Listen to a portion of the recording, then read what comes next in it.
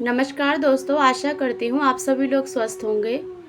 दोस्तों, सिंधु घाटी सभ्यता विश्व की सबसे महान सभ्यता मानी जाती है। इसे हड़प्पा संस्कृति के नाम से भी जाना जाता है।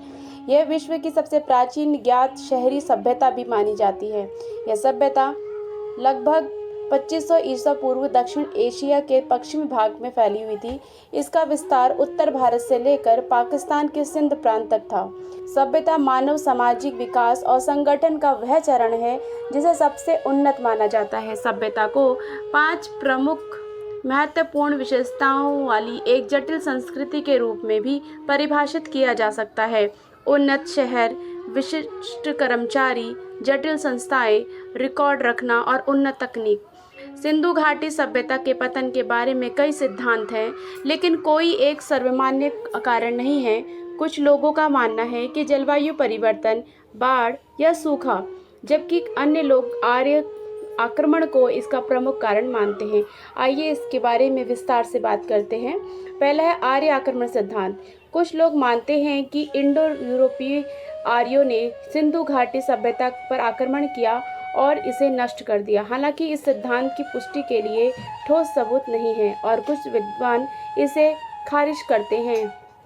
दूसरा है जलवायु परिवर्तन। कुछ लोगों का मानना है कि सरस्वती नदी के सूखने और जलवायु परिवर्तन के कारण सिंधु घाटी सभ्यता का पतन हुआ।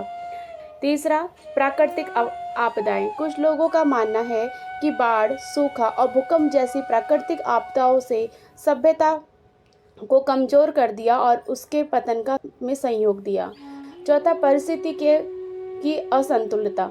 कुछ लोगों का मानना है कि सिंधु घाटी सभ्यता के क्षेत्र में परिस्थिति असंतुलन के कारण फसलें नष्ट हो गई और लोग भूखे मर गए, जिससे सभ्यता का पतन हो गया। पांचवा, प्रशासनीय विशिष्टता। कुछ लोगों का मानना है कि प्रशासनीय विशिष्टता और राजनीतिक अस्थिरता के कारण सभ्यता का पतन हुआ, जबकि इसका निष्कर्ष ये है कि सिंधु घाटी सभ्यता के पतन और का कोई एक सर्वमान्य कारण नहीं है। संभव है कि कई कारणों से मिलकर सभ्यता का पतन हुआ है, जिसमें इसका बहुत बड़ा योगदान है, जिसमें जलवायु परिवर्तन, प्राकृतिक आपदाएं और आर्य आक्रमण जैसी कारण शामिल हैं। दोस्तों, इस बारे में आपका क्या कहना है? आपको यह सिंधु घाटी सभ्यता से जुड़ी जानकारी कैसी लगी? प्लीज़ कमेंट करके ज़रूर बताइएगा और वीडियो को अंत तक देखने के लिए आपका बहुत बहुत धन्यवाद।